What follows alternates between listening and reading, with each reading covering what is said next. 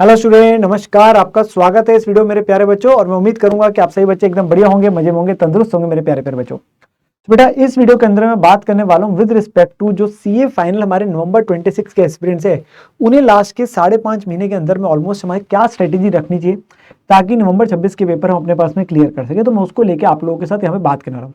बहुत सारे हमारे लिए टेकअवेज होने वाले हैं और मैं आप लोगों से प्लानर को लेके किन किन चीज़ों का हमें ध्यान रखना है रिवीजन फेज में, वो सारी बातें करने वाला हूँ। ठीक है ना। तो वीडियो को अंत तक सुनेगा ताकि आप लोगों को बहुत सारी चीज़ें हमें यहाँ पे पता चल सके। ठीक है ना। तो मेरे प्यारे बच्चों, यहां पर मैं बात करने वाला हूं आप लोगों के साथ लास्ट 5.5 महीने में हमारी क्या स्ट्रेटेजी होनी चाहिए नवंबर 26 को लेके। ठीक है ना। अब यहां पे जैसे मैं क्लासेस को लेके बात करता हूं तो दो सेट ऑफ स्टूडेंट्स होंगे। या तो आप लोगों की क्लासेस जो है वो कंप्लीट हो चुकी है तो बहुत बढ़िया है, फिर तो हमें सिर्फ रिवीजन अपने पास में चालू करनी है। या कुछ ऐसे बच्चे होंगे जिनकी क्लासेस पेंडिंग होगी। आई प्रिज्यूम कि काफी मेजोरिटी के बच्चे होंगे उनकी क्लासेस एक बार कंप्लीट हो चुकी है। रीजन बिंग क्या है, क्योंकि आप लोगों का पहले जो अटेम्प्ट था वो सितंबर का था। तो आप जो अपनी पिछले 2-3 साल से प्रिपरेशन करते आ रहे थे वो इसी बेस पे लेके आ रहे थे कि यार मतलब इन द सेंस हमारे पास अटेम्प्ट सितंबर को लेके।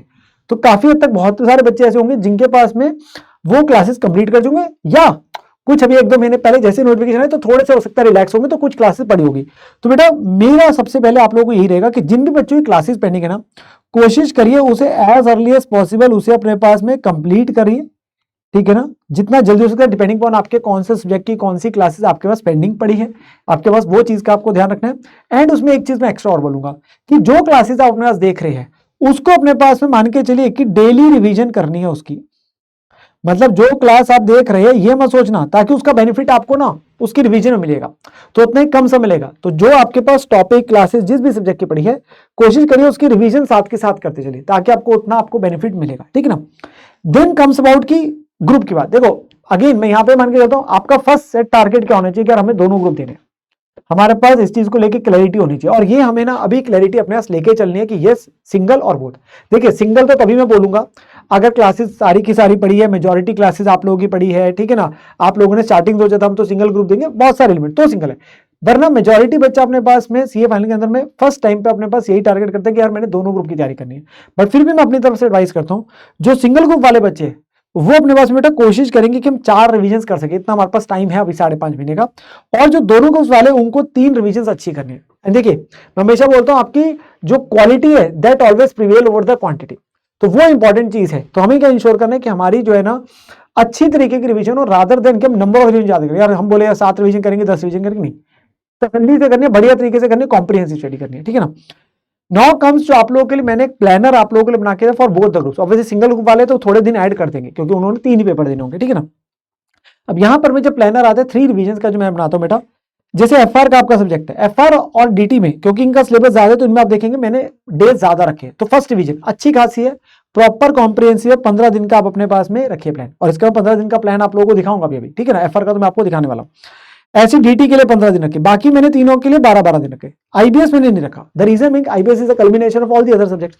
तो उसको मैं बोलूंगा सेकंड और थर्ड रिवीजन में अपने पास में पिकअप कर लीजिए जो उसकी केस स्टडीज वगैरह बाकी चीजें, बिकॉज जब तक आपको सब्जेक्ट्स जो बाकी है वो थॉरली गो थ्रू नहीं हो चुके हैं, वो आपको अच्छे से नहीं आते, तब तक आपको जाने की कोई जरूरत नहीं है। बाकी आप क्या है इस पे सेकंड डिवीजन के अंदर मैंने कुछ दिन यहाँ कम कर दिए, सारी जगह में 4-4, 5-5 दिन कंप्लीट कर, यहाँ पे आईबीएस के अंदर भी कुछ दिन आ गए। और थर्ड डिवीजन में भी आपके पास पैरेलली कम कर दी गया। ऑब्वियसली एफआर में थोड़े दिन ज्यादा ही लगते हैं कंपेयर टू इवन डीटी, तो मैंने थोड़े से दिन यहाँ पे कंपेरेटिवली ज्यादा रखे थर्ड में और यहाँ आईबीएस पे भी रखे। तो ये टोटल डेज आपके बन जाते हैं अप्रोक्सीमेटली आप देखेंगे 146 डेज बन जाते हैं। ठीक है ना, जो रिवीजन के रखे। कंटिजेंसी के मैं 8 से 10 दिन मानता हूँ। फेस्टिवल्स है, कभी तबियत खराब हो जाती है, कोई भी इवेंट है, फैमिली कुछ भी चीज हो सकती है जिसके वजह से 8 से 10 दिन है। और 6 से 10 दिन मैंने मॉक टेस्ट के रखे, जो मेरी आप लोगों को रहेगी बेटा रिकमेंडेशन मॉक टेस्ट हमने जरूर देने, कंप्लीट सिलेबस के टेस्ट भी हमने देने हैं। ठीक है ना। लास्ट रिवीजन में जाके हमने कंप्लीट सिलेबस के टेस्ट भी देने, बीच में भी अगर आप अपने पास में पार्शियल सिलेबस के दे सकते हैं वो भी जरूर दीजिए, because that will always help you speed को लेके, गलतियों को लेके आपको पता चलेगा। ठीक है ना, बहुत जरूरी है। नाउ मैं आप लोगों को यहाँ पे बेटा जैसे एफआर का आप लोगों को प्लान एक बार दिखाता हूँ कि एफआर का आप 15 डे का प्लान कैसे है जो मैंने आप लोगों के लिए बनाया हुआ है यहाँ पे। तो जैसे डे 1 का प्लान है, ये टॉपिक्स रखकर एस्टिमेटेड आवर्स भी डाले कि मानते हुए आप 10 से 12 घंटे अपने पास पढ़ रही है, तो ये मैंने अपने पास में पूरे डे बाय डे प्लान बनाया हुआ है। और ये प्लान क्या आपको बेटा कॉपी मिल जाएगी, आप इसी वीडियो के नीचे देखेंगे ना, तो मेरे टेलीग्राम चैनल का आप लोगों को लिंक मिल जाएगा, CA final by PW FR का, तो आप वहां पे ज्वाइन कर लीजिए, वहां पर आपको ये प्लान अवेलेबल हो जाएगा। So don't worry at all. ठीक है ना। नाउ कम्स द फैक्ट, जो अगली चीज आती है इंपॉर्टेंट, क्या रिवीजन फेज में हमें किन चीजों का ध्यान देना है। तो बेटा आप लोगों के पास में क्या सबसे पहले सारे कॉन्सेप्ट इज वेरी इंपॉर्टेंट। आपका बेटा क्वेश्चन कहीं ना कहीं थोड़े बहुत नए पेपर बन के आते हैं, बट अगर हमारे कॉन्सेप्ट सही है तो हमें दिक्कत फिर उतनी कम आती है, ठीक है ना। मैक्सिमम क्वेश्चन हमें फर्स्ट रिवीजन में करने हैं यार। देखो सेकंड रिवीजन थर्ड रिवीजन आएगी, पेपर वाली रिवीजन आएगी, तो प्लीज समझ के चलिए यार, वहां पे तो ऑब्वियसली बात है समय और कम होता जाएगा। तो आप मैक्सिमम क्वेश्चन अभी हाथ से सॉल्व कर सकते हैं। तो इंपॉर्टेंट है कि आपने अपने पास में मैक्सिमम क्वेश्चंस करने हैं और जो रिटर्न प्रैक्टिस है वो जरूर करनी है। जो आपके इंपॉर्टेंट क्वेश्चंस है उनकी जरूर राइटिंग प्रैक्टिस करे, उसे अवॉइड मत करे, ठीक है ना। देन स्पेशल फोकस रखे बेटा जितने भी आरटी पीवाईक्यू एमटीबी के क्वेश्चन। देखिए एक सिंपल सी बात बोलूं, पेपर के अंदर में मेजॉरिटी पोर्शन बेटा क्या होता है, वो जो हमें कवरेज करनी है आईसीएस रेडिमिटल आरटी पीवाईक्यू एमटीबी, एक पर्टिकुलर टाइम तक के आप लोगों के पास हमेशा जो भी आप टीचर के नोट्स लेते हैं वहां पे कवर होते हैं, उसके बाद के एक एक्स्ट्रा करने होते हैं। The videos are also made available by the respective faculties, आप लोगों को अवेलेबल हो जाती है जिससे आप अपने पास में सारी चीजें कवर कर सके। अगर हम वो सारी चीजें कर रहे हैं एक तरीके से हमने इंपॉर्टेंट जो टिकिंग ऑफ बॉक्स है वो हमने अपने पास में कर लिया कि वो तो कवरेज है, हम अच्छे से करके जाना, हम उसमें किसी प्रकार से ना रखे कि हमने वही चीजें अच्छे से नहीं करी, वही चीज वो तो बहुत जरूरी है, ठीक है ना।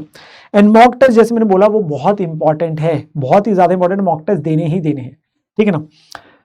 देन बेटा आप लोगों के पास में आते हैं कुछ जनरल चीजें जो आप लोगों को ध्यान रखना है। सबसे पहले आपको कोई कंपैरिजन नहीं करना। देखो आपको किसी से कंपेयर नहीं करना है, वो 6 रिवीजन करने का प्लान बना रहा है, आपका दोस्त 7 रिवीजन करने का प्लान बना रहा है, आप जितने रिवीजन करने का प्लान बना रहे हो उस पर अटल रहना है और अपने आप से कहना है I am going to give our best in my, जो भी बचा हुआ समय, ठीक है ना, वो हम अपना बेस्ट देने वाले और हम किससे कंपैरिजन नहीं करेंगे।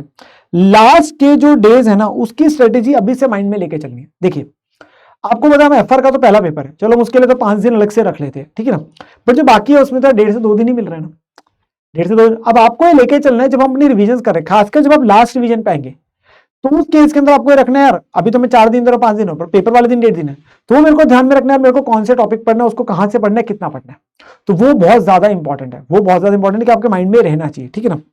कोई नेगेटिव थॉट्स लेके नहीं आनी। नेगेटिव थॉट क्या है सर, मई के अंदर में एएफएम और पेपर कुछ वर्ड भी नहीं है बोलने को, आउट ऑफ द बॉक्स भी छोटा बड़ा है, तो बेटा अब इसका हम कुछ इलाज नहीं कर सकते, हम अपनी तैयारी कर सकते हैं, वो हम अपनी तैयारी कर सकते हैं। देखो एएफएम का पेपर अगर आउट ऑफ द बॉक्स था तो बाकी पेपर तो हमारे पास ऐसे थे ना जो हम कर सकते थे। हाँ आईबीएस का थोड़ा और बोल सकता हूँ, बहुत ही ज्यादा लेंथी था, अजीब था कुछ जगहों पे, बट एटलीस्ट बाकी पेपर्स पर मैनेजेबल।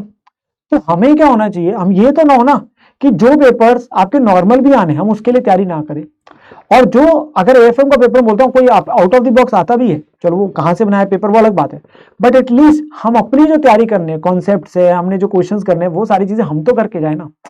तो हमें अब ये चीज नहीं लेकर नहीं आ रहा ऐसा हो गया वैसा हो गया तो हम क्या कर पाएंगे नहीं कर पाएंगे, हम तो रह ही जाएंगे, वो बहुत सारे नेगेटिव थॉट्स आते हैं, उनको हटा दीजिए। अपना कर्म करना है, अपना कर्म क्या, अपना एफर्ट डालना है, हमें हमें अपनी मेहनत करनी है, वो बहुत इंपॉर्टेंट है, ठीक है ना। रियलिस्टिक प्लानर, प्लीज देखा देखी में प्लानर नहीं बनाना, वो प्लानर बनाना है तुम्हें जो हम फॉलो कर सकते हैं रियलिस्टिक 10 से 12 घंटे की स्टडी को लेते हुए। एंड प्लीज जब आप प्लानर बनाते हैं चाहे आप इसको फॉलो करते हैं डेज को लेके, प्लीज इसके अंदर में ना कंप्लीट सारे चैप्टर्स को फिट करने का रखे। बच्चा क्या होता है वो सोचता है मैंने 12 दिन मान लो एएफएम के रखे या 15 दिन एफआर के रखे, वो कहता है मैं स्टार्ट करना शुरू करता हूं, उसको यही नहीं पता, वो कहता है पहले दिन टॉपिक पढ़ना शुरू करता हूं, दूसरे दिन वो कोई प्लान नहीं बना रहा कि मैंने 15 दिन में कौन कौन से चैप्टर किस दिन पढ़ना है, वहां फंसता है और वहां पे वो कब 5 से 10 दिन और एक्स्ट्रा लग जाता है आपको पता ही नहीं चलेगा।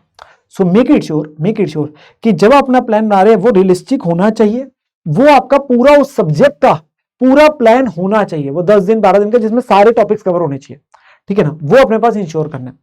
Then consistency is very important बेटा। देखिए जंग जो है ना वो बहुत बड़ी है और लंबी है, आपने इतने समय मेहनत करी है, अभी जो लास्ट के 5-6 महीने ना जब आप अपने पास सेल्फ स्टडी के अंदर पूरा जोर देने वाले हैं तो मेक इट श्योर कि हमने रुकना नहीं, हमारे लिए रेगुलरिटी कंसिस्टेंसी रखी, वो रोज हमने इतने घंटे पढ़ना है मतलब पढ़ना है। देखिए अगर आपके सिटिंग आवर्स अभी तक उस हिसाब से नहीं बनने शुरू हुए तो आप स्टार्ट करिए, मान लीजिए मैं बोलता हूँ 8 घंटे शुरू करिए, तो 8 घंटे अपने पास दिन के अंदर में पक्का बोलेंगे सर मैं 8 घंटे पढ़ने वाला हूँ या पढ़ने वाली हूँ, ठीक है ना। फिर आप अपने पास में 2-3 दिन उसको पढ़ रहे, फिर आप 8.5 घंटे पे लेके जा रहे, फिर आप 9 घंटे पे लेके जा रहे, तो हौले हौले करके बढ़ा रहे और पहुंच रहे फिर 12 घंटे 13 घंटे तक।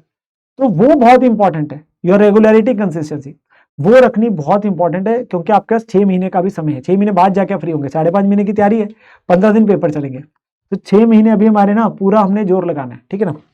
और क्वालिटी ओवर क्वांटिटी, जैसे मैं फिर से और बार बार रिपीट कर रहा हूँ मेरे प्यारे बच्चों, आप लोगों के लिए बहुत इंपॉर्टेंट है कि आप अपने पास में ना जो तैयारी कर रहे हैं प्रिपरेशन कर रहे हैं वो सही तरीके से कर रहे हैं। देखिए मैं हमेशा बोलता हूँ सिलेक्टिव स्टडी पे मत जाना, एबीसी एनालिसिस पे मत जाना, प्लीज आप लोगों के लिए इंपॉर्टेंट है कॉम्प्रिहेंसिव स्टडी करना, कहीं से भी टॉपिक बन के आए, जब आपको पता है यार ये वाली चीजें इंस्टीट्यूट ने हमें दे रखी है, इसके क्वेश्चंस आपको दे रखे, टीचर्स ने करा रखे, तो आप उसमें प्लीज अभी सिलेक्शन मत करिए, आप फर्स्ट टाइम पे अपनी सारी रिवीजन करिए, जैसे मैं बोला एलडीआर क्वेश्चन इंपॉर्टेंट क्वेश्चन दिए जाते हैं, बट उसमें भी सिलेक्शन मत करने बैठ जाए, चैप्टर के चैप्टर छोड़ने मत बैठो अभी से, अभी अब आपका टाइम है। कई बार क्या होता है हम बैठ ही तैयारी कर रहे 2 महीने पहले रही है, वो एक अलग बात है, वहां पे हम ऑब्वियसली सिलेक्टिव स्टडी करें, but since if you are having the time तो हम उस केस के अंदर अपनी पूरी कॉम्प्रिहेंसिव स्टडी करेंगे, कोई सिलेक्टिव स्टडी नहीं करेंगे, कोई एबीसी एनालिसिस अभी कहीं फॉलो करें। हाँ ये जो है जिसमें 14 नंबर का क्वेश्चन आता है मान लो, जिसमें 5 नंबर का ही आता है, वो एक अलग बात है कि इंपॉर्टेंस, और उसमें क्वेश्चन भी उस हिसाब से होते हैं, बट हम अपनी तरफ से ये नहीं है कि यार चैप्टर के चैप्टर ही छोड़ते जा रहे हैं, हम अपनी तरफ से पूरी तैयारी करेंगे, बेहतरीन तरीके से करेंगे। जो वीक सब्जेक्ट्स हैं उन्हें कोशिश करनी है स्ट्रांग बनाने की, जो स्ट्रांग है उनमें स्ट्रांग बने रहने देने, तो वो तैयारी को लेके चलना है, बढ़िया तरीके से तैयारी करनी है, और नवंबर 26 में हमने क्लियर करके दिखाना है। बाकी भी आप लोगों के लिए बेटा जो भी रेलिवेंट वीडियो थे ना, जैसे आप देखेंगे मेरे एफआर के बहुत सारे वन शॉट्स ऑलरेडी आप लोगों के लिए आ चुके हैं इसी चैनल पे, तो उसकी प्लेलिस्ट भी बनी हुई है, आप उसको रेफर कर सकते हैं इन प्रिपरेशन जब आप एफआर करने बैठते हैं। बट मोस्ट इंपॉर्टेंट, किसी वीडियो आप किसी भी टीचर की वीडियो वगैरह देखते हैं, बहुत इंपॉर्टेंट है, सिर्फ उस वीडियो से काम नहीं होना, आपकी खुद की सेल्फ स्टडी इंपॉर्टेंट है, खुद की self study is very important. तो मेक इट श्योर अपनी जितनी सेल्फ स्टडी करेंगे ना वो सबसे इंपॉर्टेंट है। बाकी कंटेंट तो आपके पास बहुत सारा है, बट आप खुद कितना मेहनत डाल रहे हो उस पर डिपेंड करने वाला है, ठीक है ना। तो ये मेरी तरफ से आप लोगों को बेटा कुछ गाइडलाइंस थी, और आप लोगों को जो थी मेरी तरफ से जो मैंने आपको चीजें बताई है इसको प्लीज फॉलो करिए, एंड हमें नवंबर 26 क्लियर करके दिखाना है मेरे प्यारे बच्चों। मिलते हैं आप लोगों से अगली वीडियो में, take care and bye bye.